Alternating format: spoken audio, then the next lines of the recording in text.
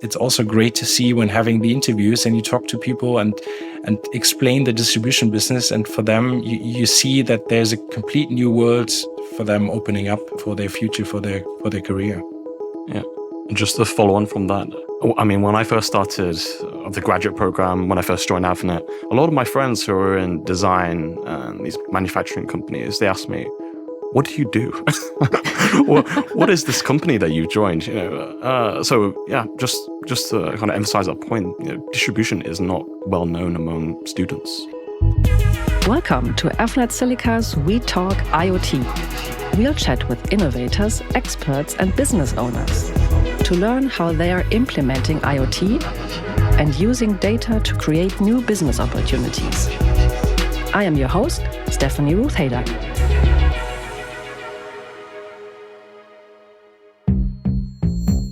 Today, we are exploring a topic that hits very close to home, Avnet Silica's graduate program. And I'm thrilled to be joined by two special guests, a talented young engineer, Kevin To, who's part of the current graduate intake, and Moritz Jansen, a dedicated colleague from the HR team who helps shape the program.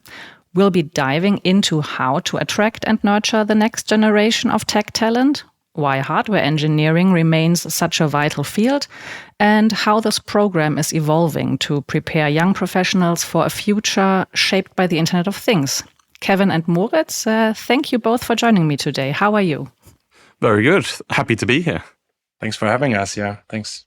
It's great to have you. Before I fire my questions at you, would you both like the chance to introduce yourself? Maybe we start with Kevin.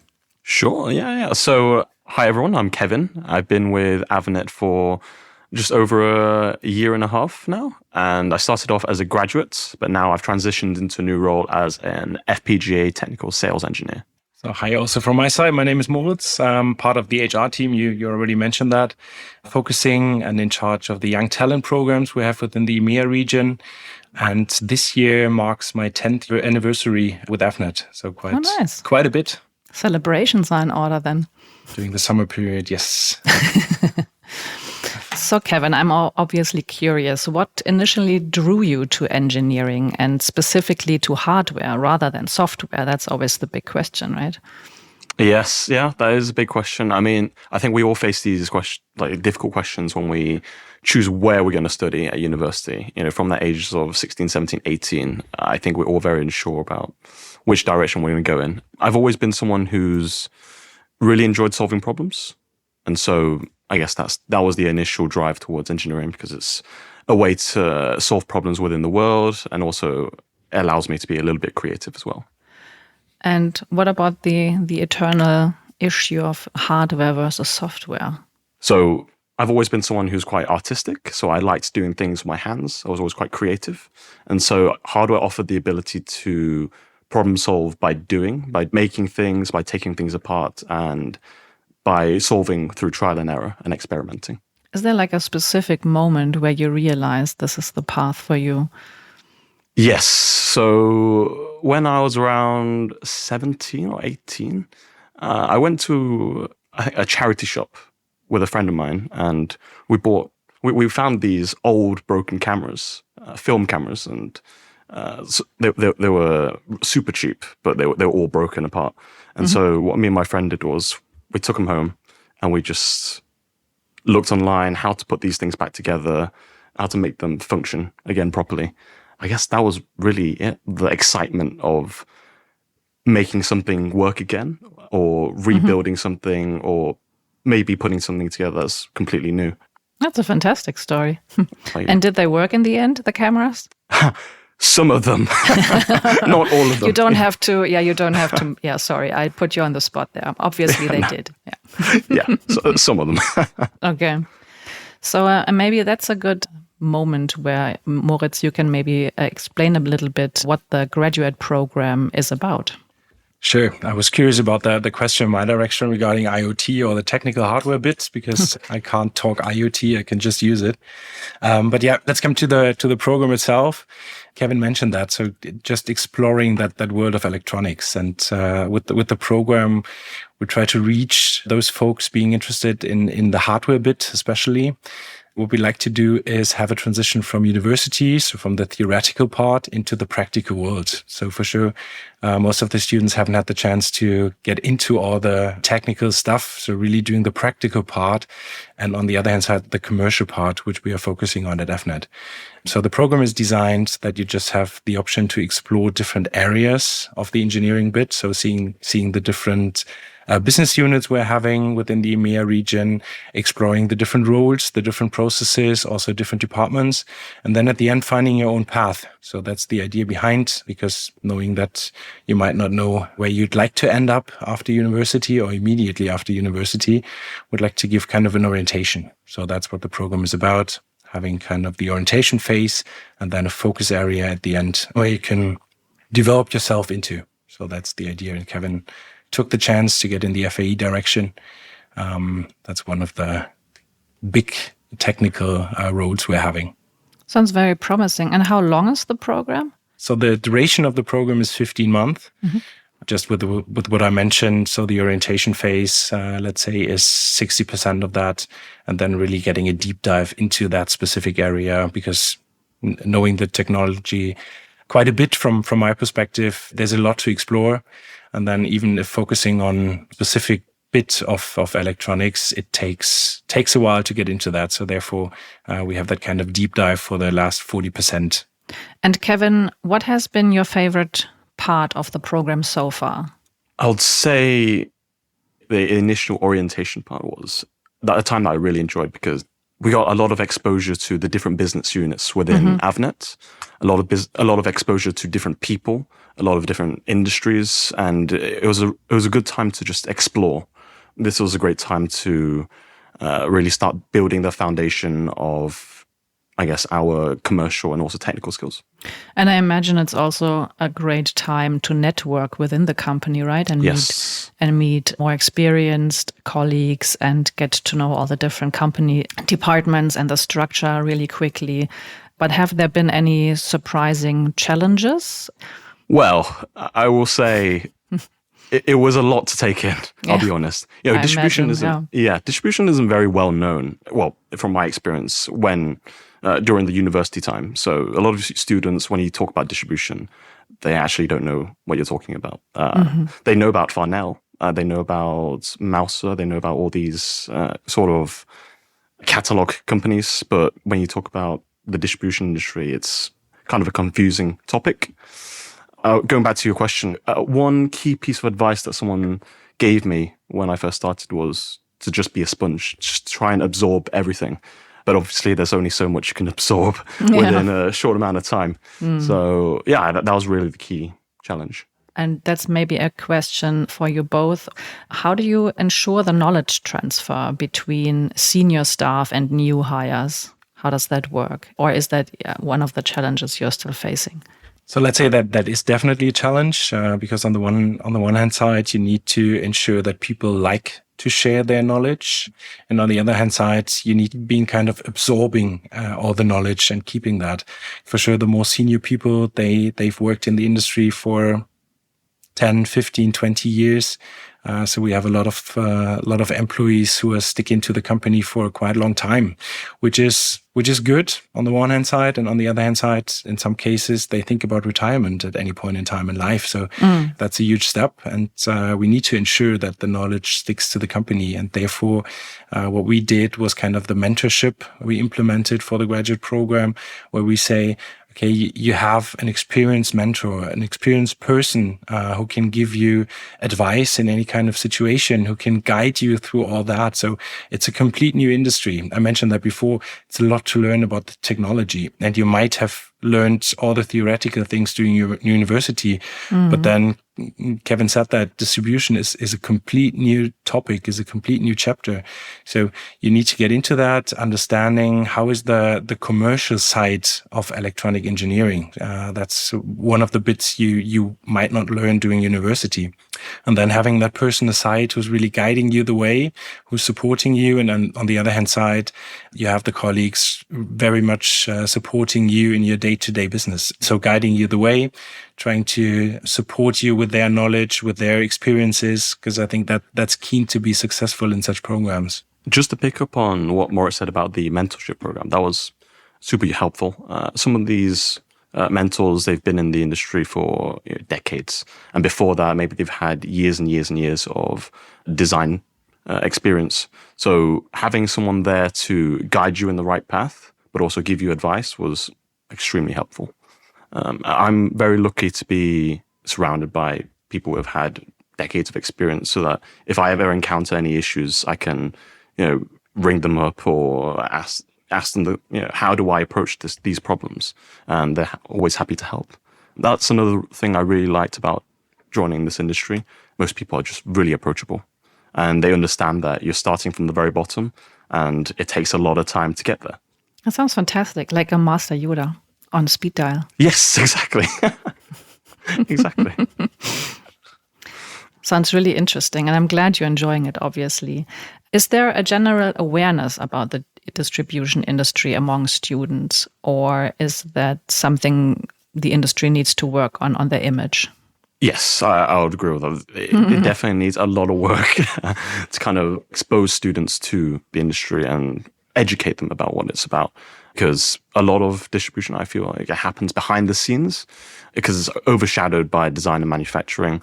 Students generally are more exposed to design and manufacturing companies or roles, if that's what they're looking for.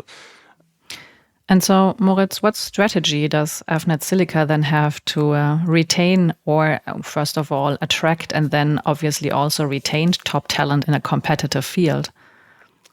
But I definitely joined to what Kevin said, because experiences out of the interviews I'm having, or you always have the situation that you need to explain what distribution business is. Mm-hmm. And that's what we're trying to do in our job ads, creating videos, posting on LinkedIn, posting on social media generally. Because on the one hand side, you have engineers who really like to focus on their current work. So sitting in front of whatever and just working on that. Very introvert people most of the time. And the distribution business, it's a different focus. So you're working together with customers, trying to get, let's say, the transition from an idea to a product at the end of the day.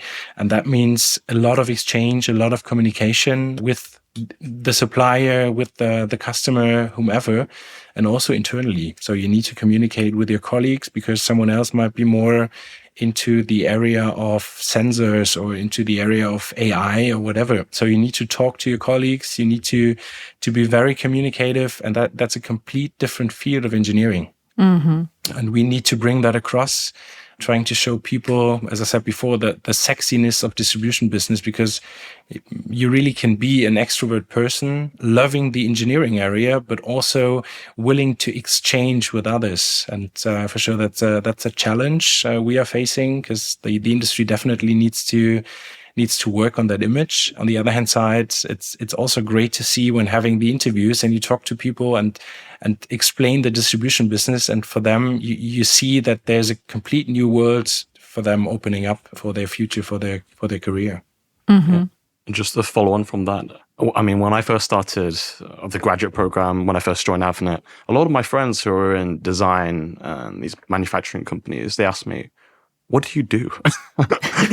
What is this company that you joined? So yeah, just to kind of emphasize that point, distribution is not well known among students. I mean, at least in my experience. What would you think would be a good strategy for Avnet Silica to promote themselves as an employer? Yeah, I think we need to really promote ourselves at universities. I think that's the place we really need to be, because a lot of students, they start off their engineering journey and build their foundational knowledge at university. I think we just need to be there early on. Sounds great. But it sounds like it worked in your case anyway. Yes, it did. Although Luckily, yes. Yeah. We will take a short break. Stay with us. We will be hearing from our guests very shortly. This podcast is brought to you by Avnet Silica, the engineers of evolution. We help you bring secure, intelligent, and connected products to market. If you want to learn more about us, we have put information and links in this episode's show notes, and you can also connect with us on LinkedIn or avnet-silica.com. That's avnet-silica.com.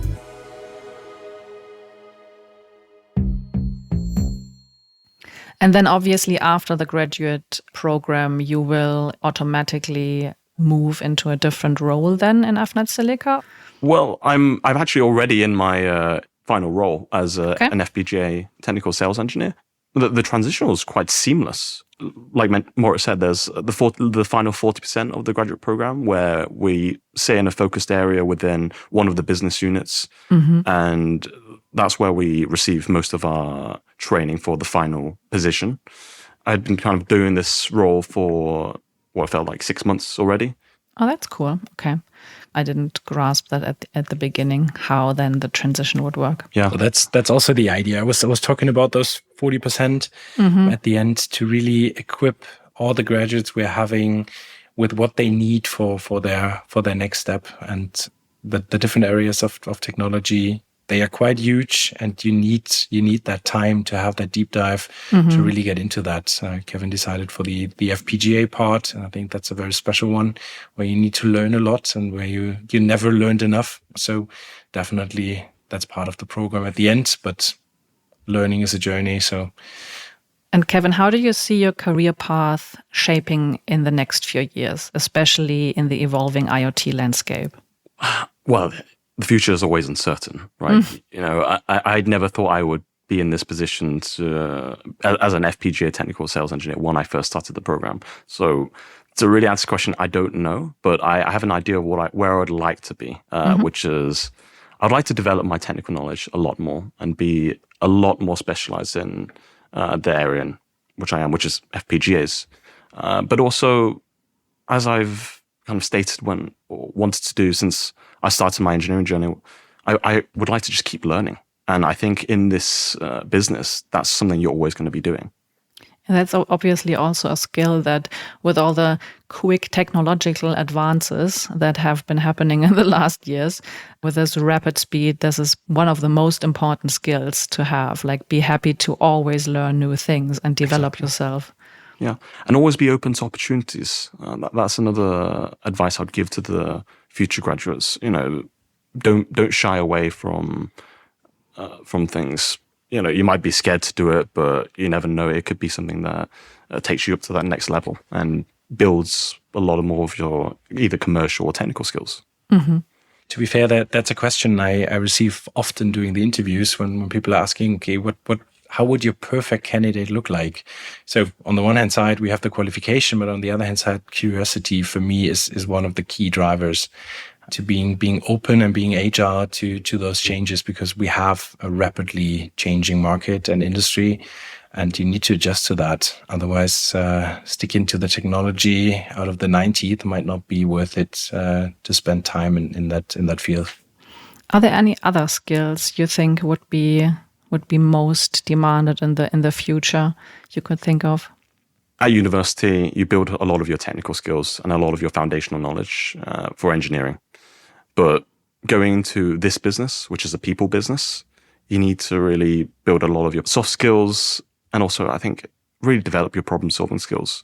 Because sometimes you're going to be placed on the spot and you're going to have to answer questions that you're really not prepared for. Sure. Yeah. Like just now. I'm just I had the same in mind, yeah. So I think the whole networking bit, Kevin mentioned that networking is key in the industry, and that definitely is. So we're trying to bring them as much in contact with colleagues during the program as possible, because at the end, the people you know are the people who can support you at the end of the day and in your day-to-day business. And networking is one of the key drivers to be successful, at least from my standpoint. But I think the social bit is more important. And since we are looking into the crystal ball and into the future, which obviously is really hard to predict, but from your standpoint, what you see could be the next big breakthrough or the next big thing in IoT? Just from, I guess, my own knowledge and from, I guess, what everyone is hearing these days is the big keyword is AI, right? I think AI is moving close to the edge. There's a lot of real-time decision-making without the cloud. that's happening. So I think that's kind of where the industry is moving. There's more advancements in 5G and IoT, I think, driving more smarter and more autonomous systems. I think there's a lot of development within healthcare and industrial automation as well. I think those are the key areas that is going to really rise and pop off in the next few years. Mm-hmm. I would say without the technical knowledge, just from my experience, or just let's say a wish from my side, would be evolution in the mobility field. So there would be something, could be flying cars, not sure about that, but there might be different things coming up. So especially when facing the current challenges with climate, etc., that could be a great chance to face that in a different way with ideas and innovation. Absolutely. That's what I'm also most excited about, that there is a possibility that tech could help solve majority or contribute to the solution to a great extent. That's something that I would really like to see. So looking back at the start of your graduate program, what advice would you give someone who is also considering a path like yours? It goes back to the very first piece of advice I was given. Just be a sponge, which is absorb everything, be open to all the opportunities that are out there, because you never know where it's going to take you. Be flexible. You know, you might be learning things that you're not familiar with. Just say yes to as many opportunities as you can and meet as many people. Be exposed to the industry as much as you can. Any information that you learn or gain from that initial orientation period is going to really help within the next step of your journey. Mm-hmm. So as I said before, curiosity for me is super important. And on the other hand side, being open-minded. So I was, and some of the graduates might have been a bit annoyed by that, but I was always talking about the journey. And a journey for me is we're guiding you in a direction without telling you where to go. So you could decide yourself, is it left, is it right? Kevin mentioned taking opportunities, and that's super, super important. So say yes to whatever comes up. And if you say that's the right way, that's an area I see myself in, just grab the opportunity. And if at the end of the day you say, okay, that might not have been the right choice, then try a different path. And that's what the program, and I think generally apprentices or trainees should do in their first years. Try to find out what fits you best, what appeals you the most. Because at the end, you can be successful. You can only be, at least from my standpoint, only be successful if you like what you do. And I think that's exactly the way to find out what you prefer, what you like to do. Because thinking about my past, that's some years ago when I left school, or let's say decades ago when I left school. But I had the same situation. Well, what's next? What do I like to do? And then just giving that a chance, just exploring the different opportunities, just going back and forth. And in some cases, that was not the right direction. And you have the chance to go for something else. And I think that's important. And that would be my advice for young people, to really try things out where they see that could be a good fit for myself to be successful. Because that's what we need, having those people being open-minded, being agile in that case. That's what we need for our industry on the one hand side, but also which might be a good thing for their life on the other hand side. Trying things out and seeing that as a journey to be successful at the end of the day, to making their career path. Yeah, and I've got one other point that I'm sure, Moritz, you would agree with, is that it's important to step out of your comfort zone. Because that's what's going to help you grow. I think engineers, and I'm guilty of this myself, are very comfortable sitting at the desk and just solving problems. But going out, speaking to people, taking on these commercial opportunities, building your network of people, a lot of people will shy away from that. I mean, I think I shied away from that initially when I was starting off at uni, but I think that's really important to do. Terrific. That's a good one, yeah. Is there anything you wish more people knew about Avnet Silica's graduate program or the distribution industry?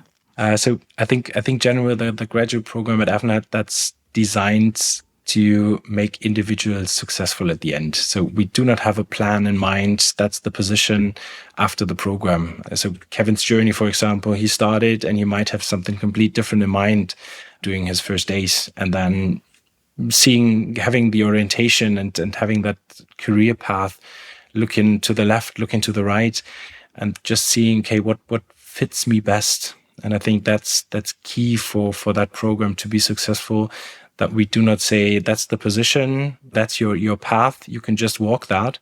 We say just give it a try to see different areas, to see different fields, to also get out of your comfort zone and try new things. You might have never thought about those topics, but at the end that could be the most appealing topic for you, and that could be a choice for your future life or your professional career. So I think the individuality that the program offers.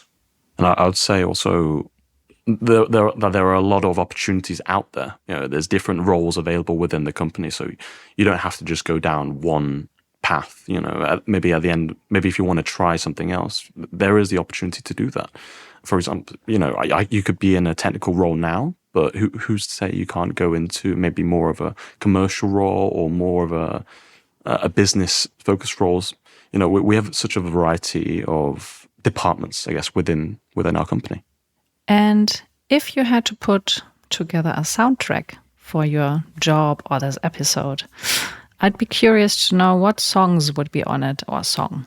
I was talking a lot about the word journey, or the terminus journey, with the graduates, and on the other hand side, on that conversation we just had, and I would pick the song "Go Your Own Way" from Fleetwood Mac. I know that's out of the 70s, but generally that describes my whole life, or I would see myself in that. So go your own way. My dad used to say, just give it a try, and see what life has to offer. And that's something I kept for myself after that. That's why I'm using the terminus of a journey also for the graduate program. And when having conversations with the graduates, that's something I recommend them to see their career path as a journey with different opportunities, with different ways to go. And as I said before, you can choose whatever way is the most appealing to you.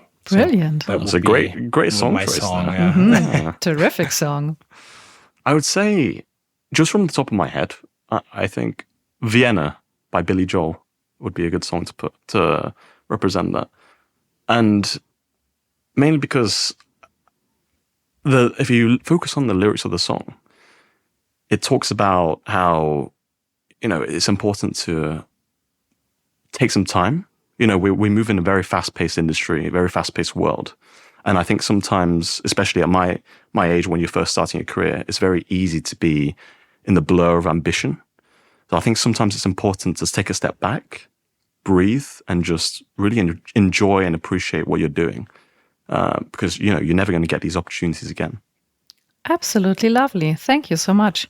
Oh. I will put your songs on our We Talk IoT playlist. You can actually find the compilation now on Spotify and on YouTube as well. I will put the link in the show notes, so you can also then listen to what other guests had to put on their soundtrack. And it's actually a really fun and a great mix of classics as well as new stuff. And it's always really, really interesting how then the lyrics match your basically your work philosophy. So I absolutely love it. Thank you so much. Before I say goodbye, is there anything I have not asked you that you wish I would have asked you? I think we talked about nearly everything. So the challenges the industry is facing. We talked about the situation students are facing, because for me that's a very important topic. Not just to look at an employer, but also or employer/industry, but also at the students. They have a bunch of opportunities in the modern world, and to find the right way, to find the right path for yourself or the right position for yourself, is quite a challenge. And therefore, a lot of companies, including us, are thinking about kind of trainee programs to give them that orientation, that practical experience. And for us, the key driver to make that happen was really to make that as individualized as possible, to give that orientation, to make them feel like they're on their own journey and they can decide where to go. And that's the case for the Avnet graduate program. Yeah. So just a short summary without raising a topic or question, but I think that's important to mention. Actually, I've got one question actually that I get asked quite a lot, and it's why Avnet? Why Avnet Silica? Why choose this company? So I'm sure you get this question a lot more. It's from applicants. Why choose this company? How would you answer that? Definitely, I get raised that question quite often. Why Avnet? Why Avnet Silica or any of the other business units? But the thing for me is people. So it's a people business we are facing, and for sure other companies might have the same tasks, the same actions, and selling similar solutions, let's say. But on the other hand side, you have a lot time you spend on your workplace, doing your life. And then it's super, super important that you feel comfortable in what you do. And therefore, people are key. And that's what I see in the company. I'm with Avnet for 10 years now, and still happy with the challenges, with the opportunities I get. So, and people are always, or for me, always supported me in a direction to be successful and to have fun doing the job. Yeah, I would agree with all of that. And just to add onto that, Avnet is obviously one of, if not the leader of in the distribution industry, right? So we're working with a lot of cutting edge technology. And I think one thing that gets a lot of us out of bed is knowing that we're going to be working on something interesting, something exciting, something fun, right? And like you said, Moritz, if you're doing something for a significant portion of your life, why not do something fun? Why not be working on exciting projects? It's just a no-brainer, right? Absolutely true. Yeah. Kevin, Moritz, thank you so much for being on the show. It has been a blast. And thank you for being on the show. Thanks for the opportunity. Oh, thank you very much, Ruth. Thank you for having us. Yeah. This was Avnet Silica's We Talk IoT. If you enjoyed this episode, please subscribe and leave a rating. Talk to you soon.